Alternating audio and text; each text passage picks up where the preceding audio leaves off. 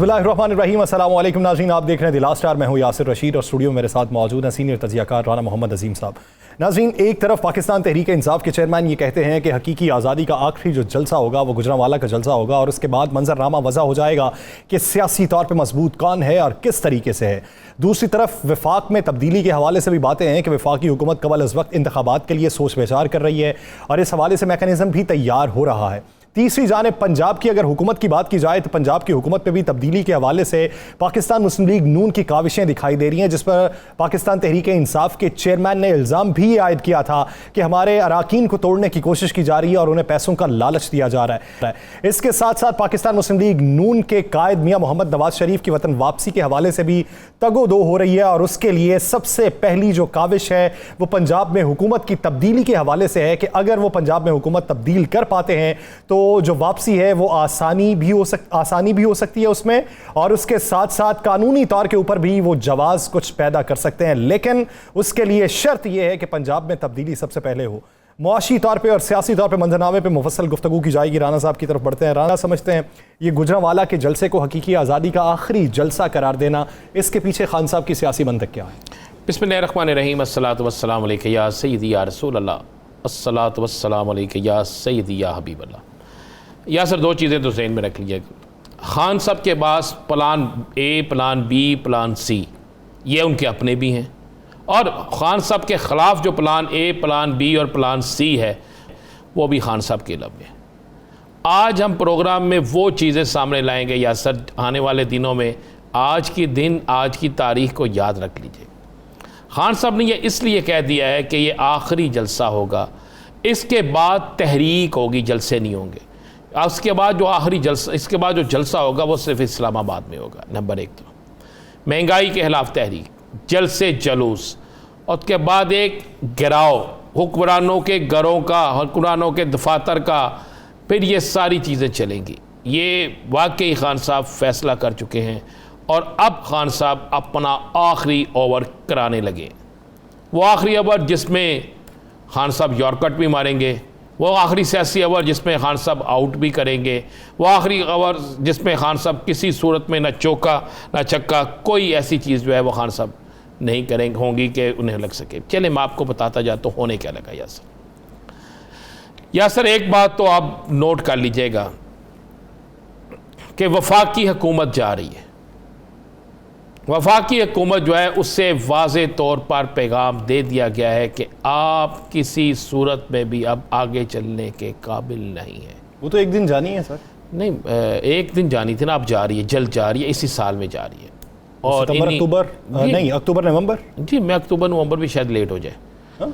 शायद अक्टूबर नवंबर भी लेट हो जाए, यानी 20-25 दिन की मेहमान। मैं कह रहा हूँ हुकूमत जा रही है। जो लोग कहते थे 2023, मैं कह रहा हूँ नहीं। मेरे पास जो इतलात है वो ये है कि निगरान सेटअप जो है वो नई तैनाती भी निगरान सेटअप ही करेगा। नई तैनाती हो या नई तैनाती के हवाले से कोई फ़ैसला हो, ये भी निगरान सेटअप ही करेगा। उसके बाद मियाँ नवाज शरीफ को लेने मरियम साहिबा जा रही हैं। प्लान ये है, पासपोर्ट मिल जाएगा, मेरा ख्याल है मिल जाएगा। अदालती मामला है, मैं उस पर आप जानबूझ के पता नहीं क्यों चाहते हैं कि मैं बाहर क्यों फिर रहा हूँ। अदालती मामला है, लेकिन मेरे पास इतला तो यही है कि कानूनी तौर पर वो समझते हैं, उनके हल्के कह रहे हैं कि उन्हें पासपोर्ट मिल जाएगा। सही। और इतला यह है कि प्लानिंग ये है, प्लानिंग PDM की प्लानिंग ये है कि इमरान खान को डराया जाए, धमकाया जाए, नाहल किया जाए। अगर ऐसा वो नहीं कर सकते, गिरफ्तारी तक की प्लानिंग है, मगर वो इसमें कामयाब नहीं हो सकेंगे। वो कामयाब होने की सूरत में भी नाकाम हो जाएंगे। फिर प्लानिंग का हिस्सा ये है कि फौरी तौर पर, चूँकि ये हुकूमत तो होगी मुकम्मल तौर पर नाकाम। आज आखिरी एपिसोड चल गया ना, अक़वाम मुत्तहिदा से आगे बाकी लोग भी आना शुरू हो गए। मुल्क की जितनी मदद होनी थी वो होना शुरू हो गई है, जो होना था हो गया। महंगाई इतनी बेकाबू हो गई है, रोटी मिलने के लिए लोगों को रोटी के लाले पड़ गए हैं। बिजली के बिल, कोई एक चीज़ मुझे बता दें, इवन के कफन का कपड़ा भी महंगा हो गया। या सर, अल्लाह माफ़ करे, वो भी महंगा हो गया। कोई एक चीज़ सस्ती नहीं रही। अब एक वक्त की रोटी खाना भी महाल हो गया है। आने वाले वक्तों में जो हालात नज़र आ रहे हैं, गाड़ी में चलने जाने वाला डर के जाएगा कि मुझसे मेरी गाड़ी ना छीन ली जाए। ये हालात अब में मुझे और आपको पता है तो उनको भी पता है जो इस मुल्क को देख रहे हैं। मेरे पास इतला ये है कि वफाकी हुकूमत को कह दिया गया है कि आप अपनी तैयारी करें, थोड़ा टाइम आपके पास है। अच्छा, वफाकी हुकूमत भी के अंदर भी अब ये सोच है कि जनाब मज़ीद बदनामी लेने से बेहतर है कि निगरान सेटअप पर बदनामी डाल दी जाए, क्योंकि हमें बोलने की बड़ी शिद्दत से आदत है ना, और निगरान सेटअप के लिए निगरान सेटअप के लिए बहुत सी तैयारी भी हो चुकी है। अब होगा क्या, चले मैं आपको बता देता हूँ, बड़ी और साथ खबर एक दे देता हूँ। ये जो ज़िमनी इलेक्शन मुलतवी हुए हैं ना, वाकई अब ज़िमनी इलेक्शन के बाद कौमी इलेक्शन की तरफ ही जाने वाली बात है, क्योंकि जितने मर्जी ये ज़िमनी इलेक्शन कराते, हर अगर ये 20 भी हल्कों से ज़िमनी इलेक्शन मजीद कराते तो 20 के 20 हल्कों से भी खान साहब ने इलेक्शन लड़ना था, क्योंकि खान साहब एक ऐसी चॉइस थी जिनको हराना मुमकिन ही नहीं था। और ये जो जिन हल्कों में इलेक्शन हुआ है ना, मुलतवी हुआ है, आपको पता है सैलाब तो उन हल्कों में से कितने हल्कों में सैलाब के मुतासरीन थे, कितने हल्के ऐसे थे जहाँ पे ये सर्विस नहीं थी। और ये कहना कि जनाब हमारे पास अमला नहीं है तो फिर ये बाकी पाकिस्तान कैसे चल रहा है, इसका मतलब पाकिस्तान में कानून नाफज करने वाले इदारे सारे उधर चले गए हैं, पुलिस उधर चले गई है, इलेक्शन कमीशन का दफ्तर बंद कर दें, इनके भी दफ्तर लोग भी उधर चले गए हैं, एजुकेशन के लोग जिन्होंने ड्यूटियाँ देनी है वो भी उधर चले गए हैं, वापडा के लोग या दीगर महकमों के लोग जिन्होंने ड्यूटी वो भी उधर चले। ये मामला नहीं था, हुकूमत को नज़र आ गया था वो इन तमाम हल्कों में इलेक्शन हार रहे हैं। ये रिपोर्ट सबके पास जा चुकी थी, एक एक हल्के की रिपोर्ट थी, सिर्फ एक हल्का ऐसा था मौजूद था जिसमें यह कहा जा रहा था कि वहाँ पर उम्मीदवार थोड़ा सा मुकाबला करेगा, जीतेगा नहीं। बाकी हल्कों में तो ये था मुकाबला है ही नहीं। उसके बाद ये फैसला हो गया, ये जितना मर्जी कोई इसकी तरदीद करे, आने वाले दिनों में आप देख लेंगे वफाकी हुकूमत को कह दिया गया है घर जाएँ। अब प्लानिंग ये हो रही है कि इमरान खान की गर्दन पर तलवार रखें, चाहे वो नाहली की तलवार हो, चाहे वो गिरफ्तारी की तलवार हो। अगर इनको इनकी मर्जी के मकासद हासिल हो जाएं तो ठीक है, नहीं तो वो तलवार चला दी जाए। अब ये है हिकमत अमली PDM की। एक हिकमत अमली अल्लाह ताला की तरफ से भी होती है, वो हिकमत अमली इन तमाम हिकमत अमलियों से बरी होती है। अब होगा क्या, मियाँ नवाज शरीफ को लाया जा रहा है जी, मियाँ नवाज शरीफ साहब पाकिस्तान आ रहे हैं, मरियम साहबा उन्हें लेने जाएंगे, यहाँ पर उनका इस्तकबाल किया जाएगा और उसके बाद मियाँ साहब को कहा जाएगा कि वो जो कानूनी नुकात हैं वो थोड़े बहुत पूरे करने के बाद जो उनकी प्लानिंग है, मैं प्लानिंग बता रहा हूँ, मियाँ साहब को मैदान में लाया जाएगा कि इमरान खान के मुकाबले में आप इलेक्शन कैंपेन पे निकले। और फिर एक प्लानिंग होगी कि जनाब जो अबूरी सेटअप है सारा कुछ उस पर पड़ जाए कि जनाब ये जो मज़ीद पेट्रोल महंगा हो गया, मज़ीद बिजली महंगी हो गई, मज़ीद टैक्स लग गए, लोगों को सलाबजदगान जो है उनको सामान नहीं मिला, सारा मलबा उन पे भरे और ये बिल्कुल साफ सुथरे होकर निकल जाए कि जनाब हम तो बिल्कुल क्लियर थे, हम होते तो हम ये कर देते, और फिर ये इलेक्शन की तरफ जाए। इनको ये यकीन है कि शायद इन्हें उसमें कुछ रिलीफ मिल जाएगा और सारी जमातें आपस में मिलकर जो है वो इमरान खान का मुकाबला करेंगी। अच्छा, इक़्तिदार इनके पास, सैलाब नहीं आया था, पंजाब में हुकूमत इनकी थी, 100 यूनिट, दीगर ऐलान, हर चीज़, हुकूमती मशीनरी, तरक्याती काम, रातों रात सड़कें बनना, लोगों को नौकरियां देना, लोगों को पैसे देने, उसके बावजूद भी इलेक्शन हार गए ना, इसलिए कि इमरान खान की मकबूलियत थी, इमरान खान का वोट बैंक था, लोग इमरान को चाहते थे, लोग इमरान को चाह रहे हैं। इन तमाम जलसों की आपने सूरत नहीं देखी, इमरान चिश्तियों में करके आता है ग्राउंड में, बड़े स्टेडियम में, मोहतरमा जलसा करके आती हैं और कहाँ करके आती हैं, एक MNA के डेरे पे। फ़र्क क्या है कि इमरान के जलसे को दिखाया नहीं जाता, उनके जलसे को दिखाया जाता है। ये भी एक कमाल की पॉलिसी है। हालांकि अदालत आलिया ने जो कहा था कि बड़े इज्तिमात ना दिखाए जाए जिसमें ऐसी गुफ्तगू होती है, लेकिन हमने फैसला कर लिया कि हमने बिल्कुल ही नहीं दिखाना। चले, उसके बाद भी उनकी मकबूलियत में फ़र्क नहीं पड़ा, उनकी मकबूलियत बड़ी है। ऐसा प्लानिंग के मुताबिक इमरान खान जो है उनके ऊपर तलवार लटकाई जाएगी अगर इनकी मर्ज़ी के मुताबिक। चले, मैं आपको और भी खबर दे दूँ ना, अगर इनको नजर आया कि जिन नून लीग की और दीगर जमातों की पोजीशन बेहतर हो गई है, PDM को हमारी पोजीशन बेहतर है, तो फिर निगरान सेटअप जो है वो इलेक्शन वक्त पे करा देगा। ये अगर जो है ये तो 2030 के बाद भी नहीं दिखाई देता सर, ये इनके लिए तो इनके बिल्कुल इसी तरह। मैं इसलिए कह रहा हूँ कि मैं मुख्तात अल्फाज बहुत ज़्यादा मुख्तात हूँ, मैं बहुत मुख्तात अल्फाज इस्तेमाल कर रहा हूँ, आपने चलाने नहीं, मैंने बताने नहीं, ठीक है। तो ये होगा जी कि जनाब अगर इनको सूरत नज़र आई कि अब हम जीत सकते हैं या मुकाबला कर हाँ जी, वो तो फिर हो सकता है वक्त पे इलेक्शन हो जाए, मलिका एलिज़ाबेथ का ठीक है, फिर वक्त पे इलेक्शन हो जाए अगर उनकी बॉडी का अनाउंसमेंट लेट नहीं नहीं नहीं नहीं नहीं नहीं, वो उनकी जो बकिया जायदाद है उसका हिस्सा पाकिस्तान मुंतकिल कर दिया जाए इनको, तो फिर हो सकता है। तो फिर इलेक्शन हो जाएंगे, नहीं तो फिर निगरान सेटअप भी लंबा जा सकता है। कहा जा सकता है जनाब सलाब सदगान के इलाकों में अभी सूरत हाल ऐसे ही है कि इन्हीं को काम करने दे, इलेक्शन की अभी पोजीशन नहीं है। ये है प्लान ए और प्लान बी।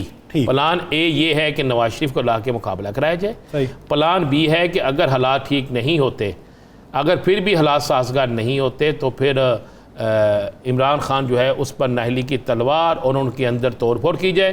प्लान सी ये है कि उसके बावजूद भी अगर काबू में चीज़ें नहीं आती तो फिर निगरान सेटअप को लंबा लेकर जाया जाए और बहाना बनाया जाए। मैं जो बात कह रहा हूँ गौर से सुनिएगा, बहाना बनाया जाए कि सलाब सदगान के मामला ठीक नहीं है, अभी यही चलेगा। अच्छा, अब मामला ये है, अगर इस सारे दुरानिये में इमरान खान की नहलियाँ गिरफ्तारी होती है और सख्त अवामी रद्द-ए-अमल आता है, तो फिर वो बंद भी टूट जाएगा, वो पुल भी गिर जाएगा जिस पुल पे ये खड़े हैं, और जिस बंद ने इन्हें बचा के रखा हुआ, फिर सब टूट जाते हैं। यानी अवाम का प्रेशर जो है पीडीएम के बंद को तोड़ देगा, पीडीएम के पुल को गिरा देगा। ये है वफाक का मंजरनामा। पंजाब पे आ जाता, कुछ नहीं होगा पंजाब में। चले मैं आपको बता दूं, इतने बड़े दावे हो रहे हैं। मैं कह रहा हूं पंजाब में कुछ थोड़ी बहुत तो वेटेज दे देना। चले बताएं क्या करें। चले इतनी मेहनत कर रहे हैं। हमजा शहबाज साहब जाके लंदन रह के आए हैं, मुलाकातें करके आए हैं, वापस आए हैं। मरियम साहिबा की आप बाहर जाने की बातें कर रहे हैं, मियाँ साहब वापस आएंगे। पंजाब हुकूमत नहीं आएगी तो फिर बनेगा कैसे? भैया हमजा साहब उस वक्त के जब फर्द जुर्म दोबारा आयद होने लगी, उस वक्त तक कानून की वो कापी इनके पास नहीं थी। उस वक्त तक वो कानून जो था वो ख़त्मी मरहले से वापस नहीं आया था, जिसकी बिना पर इनके केसेस में इनको रिलीफ मिलना था। वो चले गए, वहाँ से बैठे, वहाँ बैठ के अब वापस आ गए। अब मुझे बताएं क्या करेंगे? अगर ये पीडीएम, अगर ये 10 बंदों के इस्तीफ़े मंजूर भेज देते हैं कि ये 10 बंदे इस्तीफ़े दे रहे हैं, जो इन्होंने शो डाला हुआ है 6 काफली के 10-12 इस बार रेट क्या है? मैं रेट की तरफ भी आता हूँ जी। ज़रा दे देते हैं। इस्तीफ़े मंजूर किसने करने हैं? स्पीकर ने। स्पीकर एक एक करके बुलाएगा ना। ये इस्लामाबाद हाई कोर्ट की रूलिंग है ना। स्पीकर बुलाता है एक एक को, फर्दन। मोहम्मद बूटा आता है वहाँ पे इस्तीफ़ा लेने के, तो अवामी रद्द-ए-अमल जो अवाम का होगा उसको वो फेस करने के लिए वहाँ आ सकेगा? नहीं आ सकेगा ना। उस वक्त तक तो हुकूमत परवेज़ लाई की होगी ना, उस वक्त तक हुकूमत किसी और की तो नहीं होगी। यासर रशीद साहब, आप देखें ना कहाँ कायक की तरफ भी आए, बाकी आगे आप बात करते हैं जनाब कि ऐसे नहीं ऐसे हो जाएगा। क्या ये माजे की दुकान पे हमने बैठे हैं, कैसा ऐसा नहीं होगा। 11 जमातें मिलकर लगी हुई हैं यार। तो 11 जमातें मिलकर इलेक्शन नहीं आ रही, 11 जमातें मिलकर कराची का रिजल्ट नहीं देख लिया। मैंने तो आपको अंदर क्या plan 1, plan A, plan B, plan C बता दिया आपने कहा पंजाब। मैं कह रहा हूँ नहीं हो रहा कुछ। चलें, फोन कॉल्स कितने लोगों को गई? फ़ोन कॉल्स कर रहे हैं, देखें ये उनका काम है करना, ये कोशिश तो करने देना। हल्की फुल्की मौसीकी तो चलती रहनी चाहिए, होनी चाहिए। नहीं होगी तो भाई कई लोगों को कॉल गई, उन्होंने बता दिया, किसी को नहीं गई उसने भी बता दिया कि मुझे गई है। उसने कहा चलो कुछ तो मिले ना, ठीक है ना भाई। वफादारी तो साबित मुझे बताएं, इस मौजूदा सूरत हाल में फैसला है ना एक, अगर कोई ये कहे कि जी आप मुनहरफ, आप इस्तीफ़ा दे दें और आपको वजारत दे देंगे, उनके हल्के में इलेक्शन होगा तो वजारत होगी ना। तो सूरत हाल तो ये है कि आप ज़िमनी इलेक्शन कराने के काबिल नहीं है। आप कह रहे हैं कि ज़िमनी इलेक्शन की जगह नहीं है। मैं इसी भी आ रहा हूँ ना, नहीं होंगे 10 इस्तीफ़े यहाँ से चले गए और 10 इस्तीफ़े अगर नून लीग से चले गए, काम तो फिर बराबर हो गया, तो जीत तो फिर चौधरी गया। क्या करेंगे भाई? हम पता हम क्या है, हमारे बड़े सीनियर तरीन सहाफ़ी है ना, हमारे भाई हैं, हमसे, मुझसे और आपसे सीनियर हैं, वो कह देते हैं ये खबर है, ये हो रहा है। भाई जमा तफरीक तो करें, सामने तो रखें कितनी तादाद है, इस्तीफा मंजूर होते कितना टाइम लगेगा। दुकानदारी चल रही है, चल रहे हैं भाई। नहीं ना, अवाम को हम गुमराह ना करें, हम अवाम को असल हकाइक बताएं। आप कहते हैं जनाब इस्तीफे आ रहे, पंजाब हुकूमत बदल रही है, कौन आ रहे हैं? वज़ीर आला आ रहे हैं, हमजा शहबाज साहब आ रहे हैं। ओके जी, हमजा शहबाज साहब आ गए, उनको वज़ीर आला का इंतखाब होगा ना, अदम एतमाद आएगा। स्पीकर किसका है? तहरीक इंसाफ का। डिप्टी स्पीकर किसका? तहरीक इंसाफ का। वज़ीर आला किसका? तहरीक इंसाफ का। तो फिर मुझे बताएं कि जब ऐसा काम शुरू होने लगेगा, चौधरी परवेज़ लाई है, वो उस्मान बुज़दार नहीं, माजरत से, चौधरी परवेज़ लाई को पता है मैंने कैसे खेलना है, चौधरी परवेज़ लाई को पता है कि मेरे रूट्स क्या हैं, जितने बंदे चौधरी परवेज लाई तोड़ सकता है उतने ये सारे मिलकर नहीं तोड़ सकते। तो इंतज़ार तो करें। ये खबर की हद तक ठीक है कि अगर बिकता है सौदा बेच दो। हम टीवी चैनल्स में ना सौदा ही बेच रहे हैं, लेकिन हकायक में नहीं जा रहे। हकायक ये है जो मैं आपको बता रहा हूं। वो अगर हुकूमत तब्दील हो रही होती, वो जो कोशिश कर रहे हैं वो करने उसमें मरियम नवाज साहिबा का इंतखाब क्या होगा वज़ीर आला के? मरियम साहिबा दिल से नहीं चाहती कि हमजा शहबाज वज़ीर आला, और नून लीग के अंदर भी एक बहुत बड़ी लॉबी है जो नहीं चाहती कि उनके पास मुतबादिल क्या? मुतबादल बाकी लंगड़े रूले ने। क्या इस पंजाब के अंदर इतने सीनियर लोग बैठे हैं, वो क्या हैं? नहीं तो अब तक आप समझते हैं कि पाकिस्तान मुस्लिम लीग नून ने मियां मोहम्मद शहबाज शरीफ, नवाज शरीफ, हमजा शहबाज और मरियम नवाज के अलावा ये वजारत आला और वजारत उज़्मा के लिए किसी और का भी ख्वाब देखा था? वो तो बवजह मजबूरी उन्हें शाहिद खाकान अब्बासी को लगाना पड़ा, लेकिन क्या लगाते वो? और रोज़ अब जो बातें हैं ना, अब हालात बिल्कुल तब्दील हो गए हैं। या सर, आपने जब लगाया उस वक़्त हालात और थे, अब जो लगेगा अब हालात और होंगे। और दूसरी बात, मैं आपको एक बात क्लियर कर दूं, इन हालात में जब वफाकी हुकूमत नहीं चल रही तो अब सूबाई कैसे चला लेंगे? जब वफाकी हुकूमत के ये हालात है कि कोई वज़ीर कहीं जाने के काबिल नहीं रहा, जब वफाकी हुकूमत के ये हालात है कि जनाब जहाँ जाते हैं लोग जो है वहाँ पे नारेबाजी करते हैं, तो आप किस तरह समझते हैं कि जनाब बाकी मामला ठीक हो जाएंगे? नहीं है। मैं आपको फिर कह रहा हूँ बार बार, 3 मरहले, वो 3 मरहले जिन 3 मरहलों में ये सारा कुछ होना है, आप उन 3 मरहलों के लिए कमो बेश आपको 2 से 2.5 माह का वक्त चाहिए। अदम एतमाद, बाकी मामला, मैं तो कह रहा हूँ 2 से 2.5 माह में मुझे सारा सिस्टम ही किसी और तरफ जाता नज़र आ रहा है, तो आप पंजाब की तहरीक अदम एतमाद की बात कर रहे हैं। ऐसा नहीं है ना। पंजाब में तब्दीली नहीं हो सकती, तब्दीली अगर होगी तो वफाक में तब्दीली होगी, तब्दीली होगी तो पूरे पाकिस्तान में होगी। सही, और वो तब्दीली जल्द होने वाली है। अभी तक की जो तैयारी दे रही है, इसी सियासी मंजरा में मजीद भी बात करेंगे। पंजाब के हवाले से जो बातें गर्दिश कर रही हैं, इसमें हकायक क्या हैं, इसी बारे में बात करेंगे। सूबाई वज़ीर पंजाब अली अफजल साई एक ब्रेक के बाद हमें ज्वाइन करेंगे। कहीं नहीं जाएगा स्टे विद अस।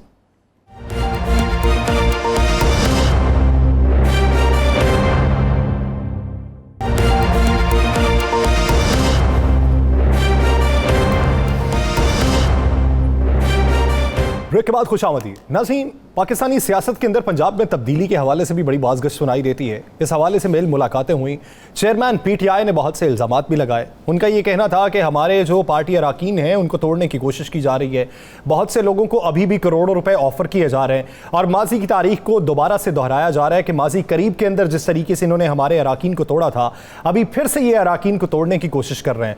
तो पंजाब के ऊपर पाकिस्तान मुस्लिम लीग नून या पाकिस्तान पीपल्स पार्टी की नजरें अभी तक इतनी गहरी क्यों हो चुकी हैं कि जब वफाक की कश्ती भी डावाडोल दिखाई देती है, मईशत भी पाकिस्तान की सही समत में गामजन नहीं है, अवामी मकबूलियत भी हासिल नहीं है, तो इस सब के बावजूद उन्हें पंजाब की नैया अपने हक में करने की मंतिक क्या है, उसके पीछे वजूहात क्या हैं, और अगर वो पंजाब अपने हाथ में कर लेते हैं तो फिर उनके लिए बेहतरी के इम्कानात किस हद तक रोशन हो सकते हैं। पंजाब हुकूमत इस बारे क्या सोचती है, इसी बारे में बात करने के लिए सूबाई वज़ीर पंजाब अली अफजल साई साहब ने हमें ज्वाइन किया है। अली साहब, बहुत मशकूर हैं आपके वक्त के। अली अफजल साहब, अगर कारकर्दगी की बात की जाए तो उस पर मुफस्सल तो गुफ्तगू हम करेंगे ही, लेकिन पंजाब हुकूमत को तोड़ने के लिए और पंजाब हुकूमत में पाकिस्तान मुस्लिम लीग नून की वापसी के लिए आपने कोशिशें किस हद तक देखी हैं और आपके अराकीन से किस हद तक राबिते किए गए? देखिए जी, यही तो अनफॉर्चुनेट बात है कि इन्होंने माजी की गलतियों से कुछ नहीं सीखा, और जिस तरह से छांगा मांगा की सियासत इस मुल्क में की गई और उसके आफ्टर इफ़ेक्ट्स आज तक हम देख रहे हैं, कॉन्सिक्वेंसेस भुगत रहे हैं, तो ये बड़ा एक अफसोसनाक अमर है कि वही माजी की गलतियां दोहराई जा रही हैं और एक दफ़ा फिर से साजिश की जा रही है पंजाब में हुकूमत लेने की। लेकिन मैं यहाँ पे ये वाज़े कर दूँ, आपने देखा कि लोगों ने किस तरह से रिएक्ट किया, जिन लोगों ने पार्टी के साथ गद्दारी की और उनका इलेक्शंस में जो बाई इलेक्शंस हुए पंजाब में 20 सीटों पे, उसका क्या रिज़ल्ट था।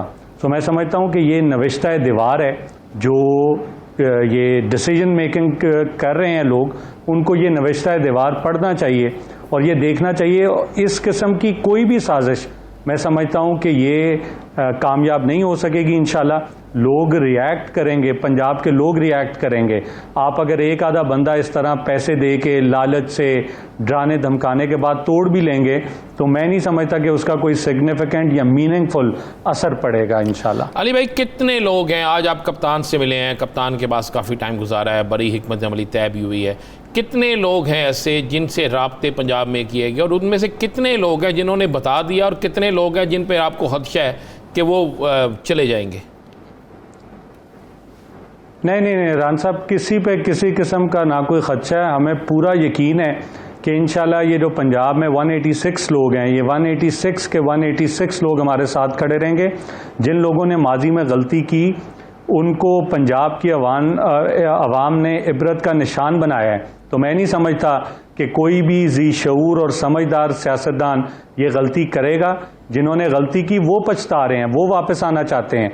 जिन्होंने वफाक में गलती की वो वापस आना चाहते हैं। तो ये एक पार्टी पॉलिसी है कि वो उस पर बाद में हम देखेंगे। मैं नहीं समझता कि ना हमें ऐसे लोगों को वापस लेना चाहिए, और मैं समझता हूं कि ये जो गलती जिन लोगों ने की थी, ये जो बाकी लोग हैं ये उनके लिए एक मिसाल बन गए हैं। तो इंशाल्लाह वैसे राब्ते कितने लोगों से हुए हैं? राब्ते मेरी इंफॉर्मेशन के मुताबिक 8-10 लोगों से राब्ता किया गया है। ये जनूबी पंजाब से हैं ज्यादा? नहीं साहब, राब्ते तो देखें सियासी लोगों से राब्ते रहते हैं। सो रवाबित में कोई हर्ज नहीं है। सो मैं वो पॉइंट आउट नहीं करना चाहता, ना ही हमें किसी किस्म की कोई परेशानी या घबराहट है। मैं बड़ा कॉन्फिडेंट हूँ कि इंशाल्लाह जितने पंजाब असेंबली के ऐवान में लोग मौजूद हैं, 176 हमारी जमात के और 10 इत्तेहादी जमात के, इंशाल्लाह वो पूरे भार के साथ पार्टी के साथ खड़े हैं। अली साहब, आप क्या समझते हैं कि जिन लोगों से राबते किए गए हैं उनको ऑफर्स क्या करवाई गई हैं, या उन्हें मुस्तकबिल में मंजरनामा क्या दिखाया जा रहा है? देखिए जी, प्राइमरीली तो उनको पैसे का लालच दिया जा रहा है, और ये बताया जा रहा है कि नहीं पंजाब में गवर्नमेंट फॉर्म की जाएगी और उस गवर्नमेंट में उनको ओहदा दिया जाएगा। लेकिन मैं ये समझता हूँ कि ये कोई इतनी सीरियस बात इस लिहाज से नहीं है कि लोगों ने देख लिया है, लोगों ने उन लोगों का हशर भी देख लिया है जिन्होंने अवामी मैंडेट की तौहीन की और अपने ज़ाती लालच के एवज़ उन्होंने पार्टी के साथ गद्दारी की। और एक अहम मोड़ पे जब पार्टी को ज़रूरत थी, मैं समझता हूँ कि पाकिस्तान को ज़रूरत थी, तो उन्होंने जो फाउल प्ले किया उसका रिज़ल्ट उन्होंने भुगता। सो मैं ये समझता हूँ कि ये नसीहत है बाकी लोगों के लिए, और जो समझदार सियासतदान हैं और साफ ज़ाहिर है जो लोग पंजाब के ऐवान में बैठे हैं वो ये इलेक्शंस कंटेस्ट करके आए हैं, पॉलिटिकल फैमिलीज़ हैं, वो ये इस पॉलिटिकल रियलिटी को समझ चुके हैं। सो इस तरह की कोई भी एफर्ट मैं उसको कामयाब होते नहीं देख रहा। अच्छा साहिब साहब, आज मीटिंग हुई और खान साहब ने कह दिया है कि कल गुजरावाला के जलसे में वो फाइनल या आखिरी जलसा होगा इस मरहले का, और उसके बाद तहरीक किसी मरहले में दाखिल होगी। तो ये मरहला इस्लामाबाद की तरफ जा रहा है, ये मरहला किसी और तरफ जा रहा है, ये क्या होगा? ये राना साहब, मेरा ख्याल है हम कल तक का वेट करें। ये जो खान साहब, ये प्लान खान साहब ही जो है वो अनअर्थ करें तो वो बेहतर रहेगा। लेकिन मैं ये बता दूं, मुल्क की हालात आपके सामने, हम खान साहब से ही सुनेंगे, लेकिन आप कुछ ना कुछ तो आपसे भी चाहिए ना। देखिए आप आए हुए हैं तो कुछ तो आप बता दें, बाकी तो फाइनल तो खान साहब करेंगे। जी जी जी बिल्कुल रान साहब, देखें जो मुल्क की हालात हैं वो आपके सामने। आपने देखा कि बैड गवर्नेंस किस हद तक पहुंच चुकी है, आपने देखा इन्फ्लेशन किस हद तक पहुंच चुकी है, आपने देखा कि जीडीपी ग्रोथ के बारे में क्या प्रेडिक्शंस हो रही हैं। कहाँ 5.97% पे हम जीडीपी ग्रोथ ले गए, आज 0.6% की प्रेडिक्शन चल रही है।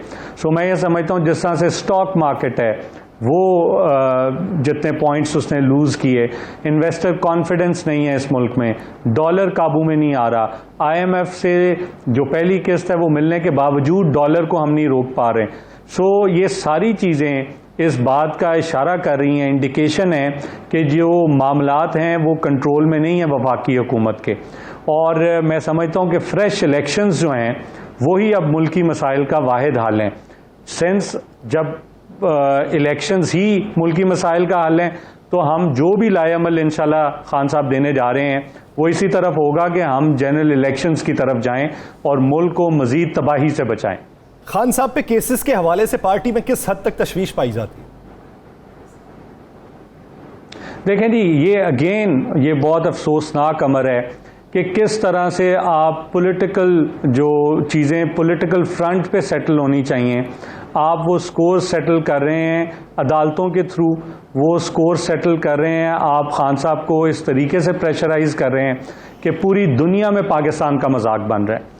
कभी खान साहब पे तो इन्हें मज़हब का वो FIR काट रहे हैं, कभी खान साहब पे ये दहशतगर्दी के उस पे FIR काट रहे हैं, और जबकि सुप्रीम कोर्ट की, हाई कोर्ट की बड़ी क्लियर मैं समझता हूँ जजमेंट्स हैं इस पे कि 780A का नफाज कब होना है। सो मैं ये समझता हूँ कि ये चीज़ें पॉलिटिकल उस पे फ्रंट पे सेटल करनी चाहिए, और ये जो सियासी लड़ाई है इसको इदारों पे नहीं छोड़ना चाहिए, ना इदारों को इस्तेमाल करना चाहिए। और जिस तरह से ये किया जा रहा है ये एक अफसोसनाक अमर है, तशवीश तो बिल्कुल पाई जाती है, लेकिन मैं इन केसेस में कोई जान नहीं देख रहा। बातें ये भी गर्दिश कर रही हैं कि खान साहब नाअहल भी हो सकते हैं। अगर फर्ज कर लीजिए अदालत की तरफ से कोई ऐसा फैसला आता है तो PTI का सियासी मुस्तकबिल क्या होगा और प्लान क्या होगा? देखिए आसिफ भाई, मैं मफरूज़ों पे कोई बात नहीं करना चाहता। बहरहाल ये क्लियर कर दूं कि जो भी अदालती फ़ैसले हैं हम पहले भी उनका एहतराम करते आए हैं, आगे भी अदालती फ़ैसलों का एहतराम करेंगे, मफरूज़ों पे बात नहीं करेंगे। और मैं नहीं समझता कि ये अदालतें किसी फ़र्द वाहिद की ख्वाहिश पे चलती हैं या किसी भी साजिश का हिस्सा बनेंगी।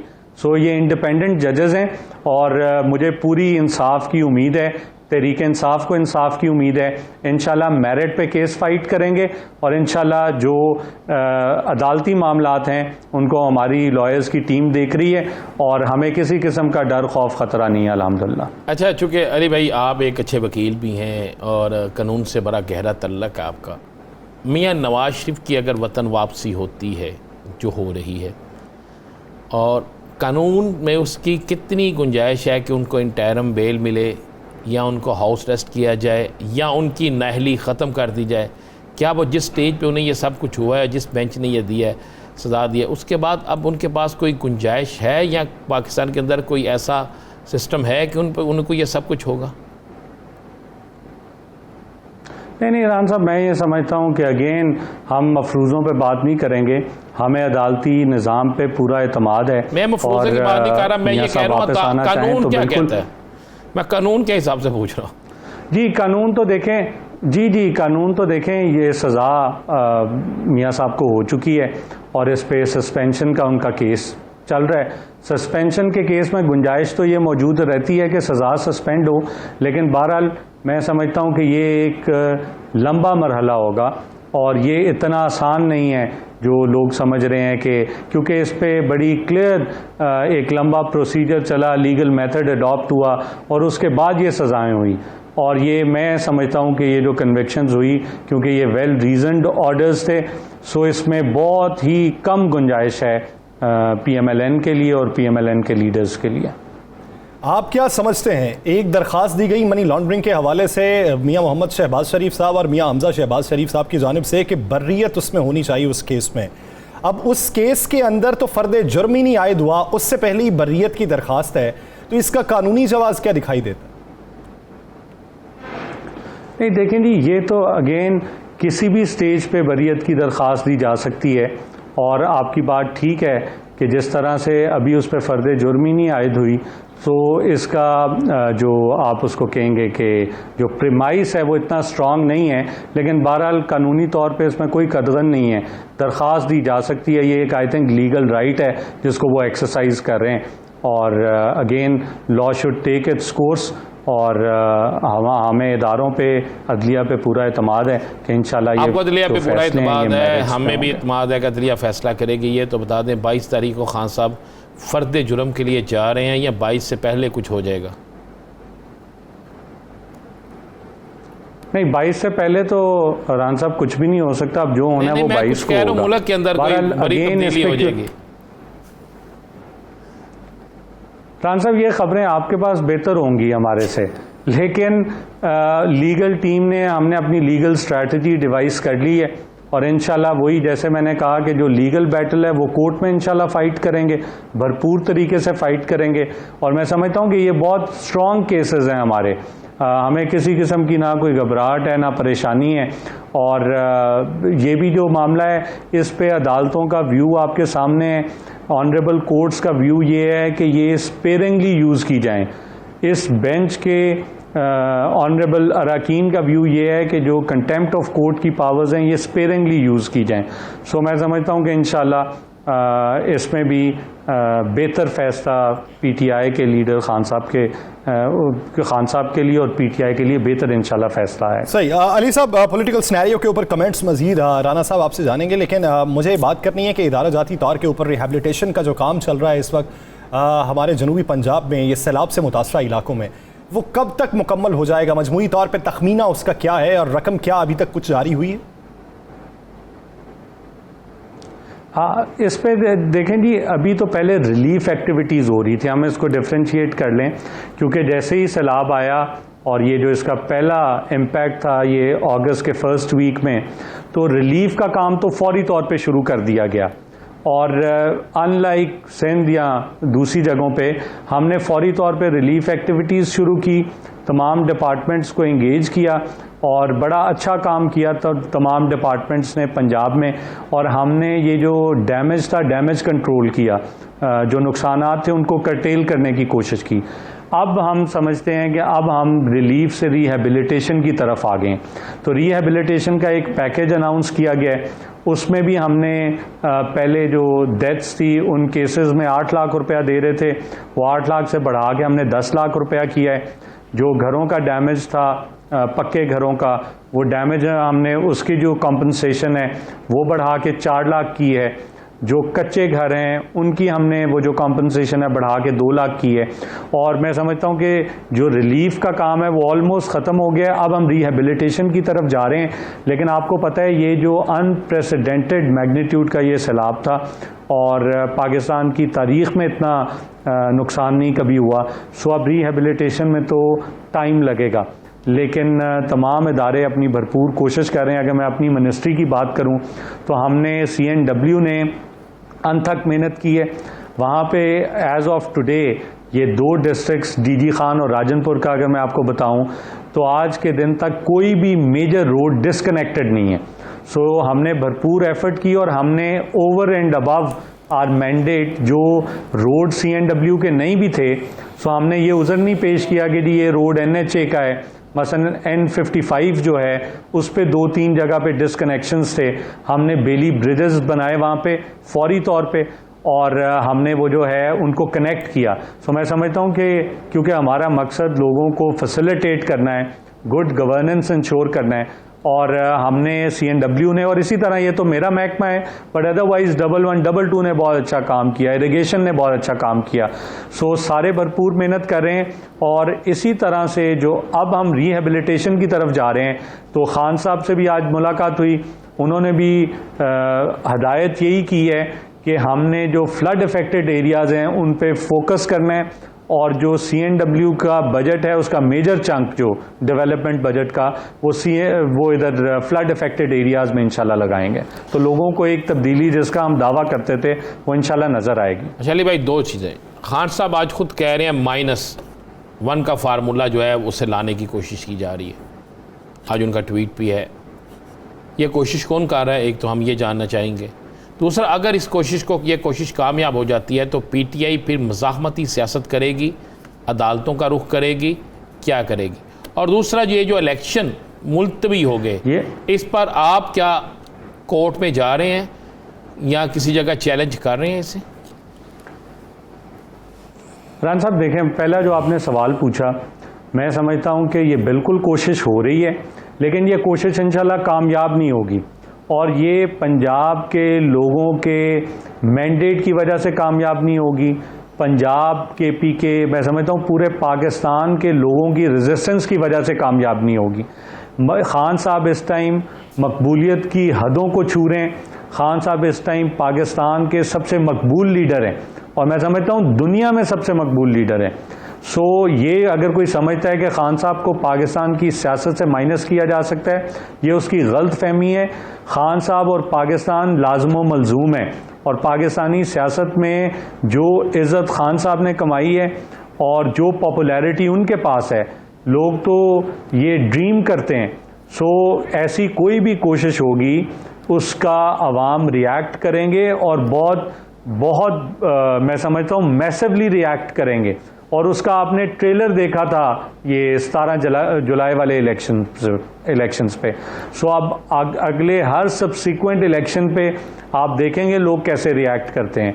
सो ऐसी कोई भी कोशिश जो है वो कामयाब होती नज़र नहीं आ रही, और मैं जो ऐसी साजिशें कर रहे हैं उनको भी मुतनब्बे करना चाहता हूँ कि ऐसी साजिशों से बाज रहें, और मुल्की हालात किसी ऐसी साजिश के मुतहम्मिल नहीं हो सकते।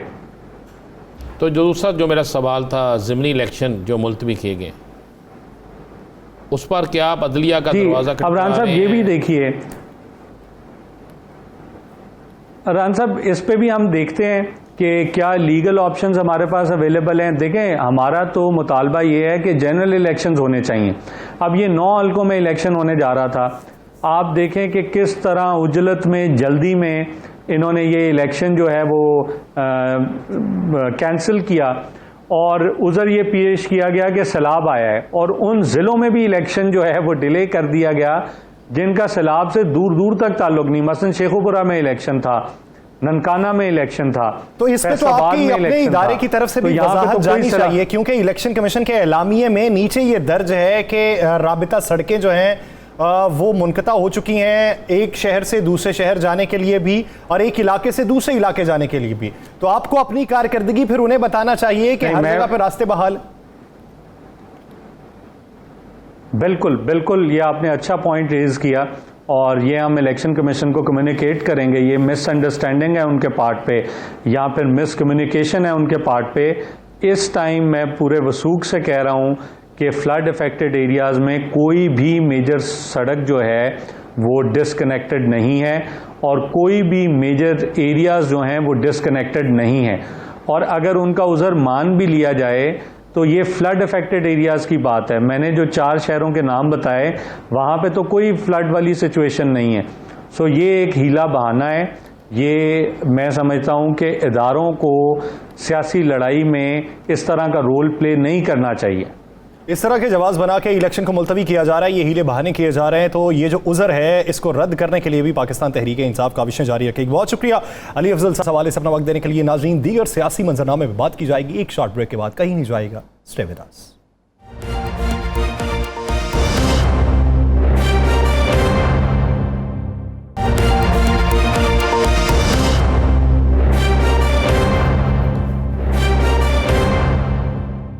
ब्रेक के बाद खुशामदीद। नाज़रीन, पाकिस्तान का इस वक्त जो सियासी मंजरनामा है, एक तो बैनुल अक़वामी सतह के ऊपर लॉबिंग भी हो रही है, शंघाई ताउन तंजीम का इजलास भी है, उसकी किस हद तक अहमियत है, पाकिस्तान के मुआशी मंजरनामे के ऊपर जो बैरूनी इमदाद पाकिस्तान को मौसूल हो रही हैं, इसका हर्जाना हमें किस सूरत भरना पड़ेगा, आम आवाम को कब तक रिलीफ मिलेगा और वो कब तक इन हुक्मरानों के ऐवानों की तरफ तकते रहेंगे। इसी पूरे मुआशी और सियासी मंजरनामे में बात करने के लिए हमें ज्वाइन किया पाकिस्तान मुस्लिम लीग नून के सीनियर रहनुमा कैसर अहमद शेख साहब ने। शेख साहब, बहुत मशकूर हैं आपके वक्त के। शेख साहब, एक तरफ वफाक जो है वो सियासी और मुआशी तौर पे मुतहम्मिल नहीं हो रहा कि अगले 6 माह भी गुजार सके, दूसरी तरफ पाकिस्तान मुस्लिम लीग नून ने पंजाब के ऊपर दोबारा नजरें जमा ली हैं। सर, जब तक आप वफाक को स्टेबल नहीं कर सकेंगे तो पंजाब में आप हुक्मरानी लेके क्या तब्दीली ले आएंगे? जी यासर, बड़ा अच्छा सवाल है, मैं बिल्कुल इस पे जवाब देता हूँ, लेकिन मैं सिर्फ 3 बातें, तो आपने मेरे बहुत से प्रोग्रामों में मैंने रिपीटेडली यही कहा है कि हमें ज़रूरत है चार्टर ऑफ इकानमी की, और मिल बैठ के सारे मुल्क के मफाद के लिए काम करें। एक तो ये, वो देखिए आज हर कोई कह रहा है।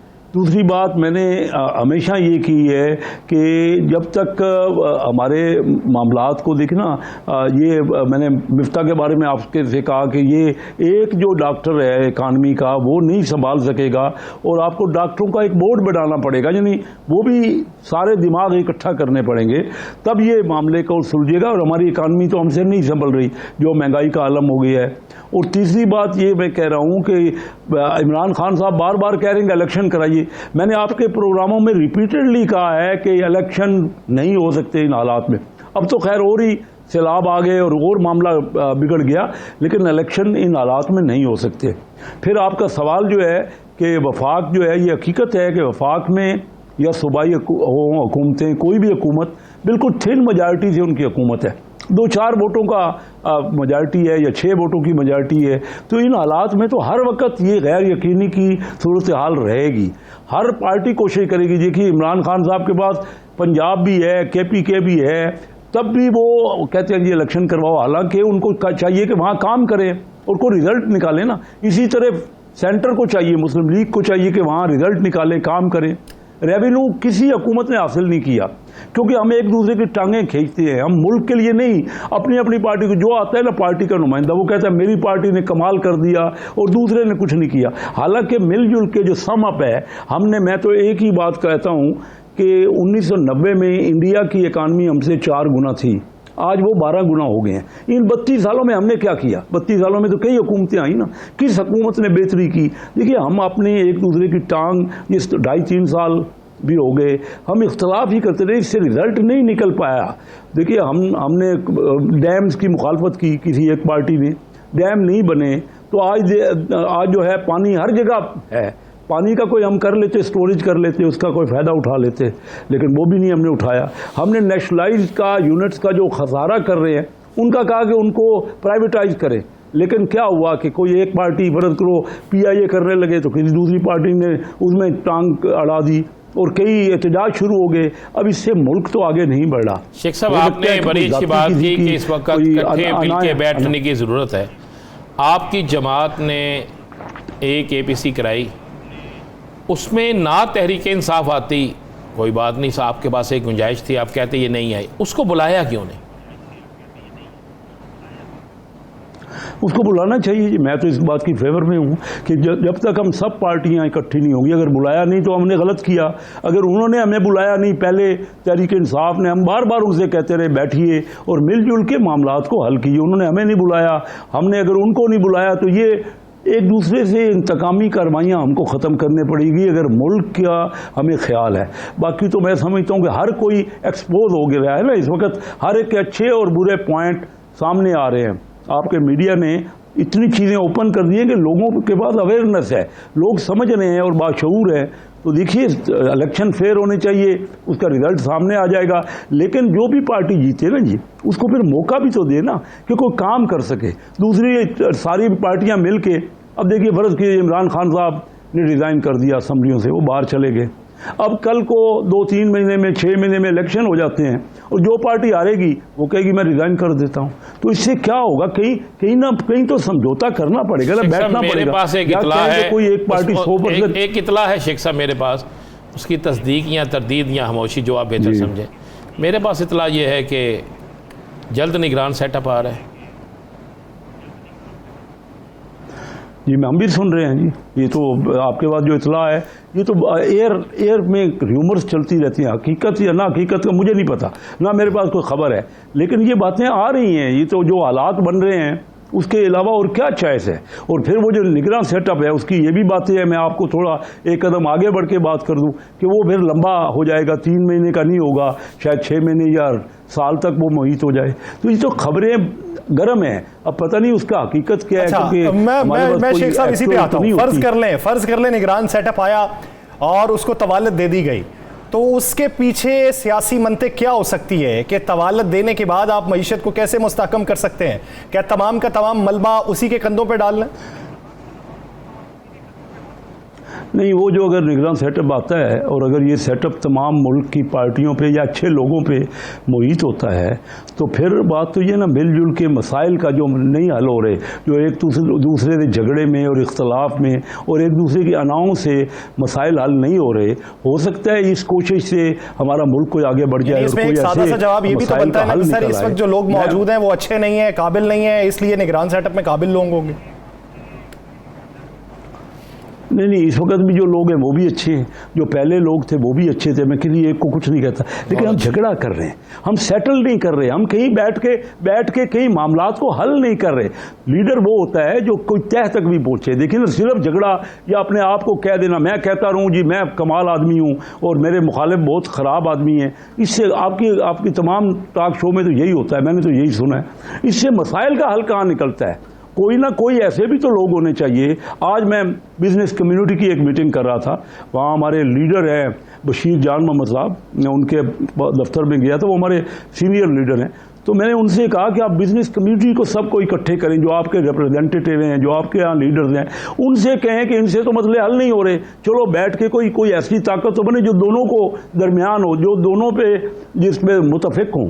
कारोबारी लोगों पे तो सब पार्टियों में तल्लक है उनका, पार्टी एक की बात नहीं है, कोई किसी पार्टी से कोई लेकिन इसमें तो सब मुतफिक हैं लोग। मैं आपको बताऊं राणा साहब कि लोग बाहर जा रहे हैं, लोग तुर्की जा रहे हैं, वहाँ का शरीयत ले रहे हैं, लोग दुबई जा रहे हैं, हमारे मुल्क से पैसा भी जा रहा है।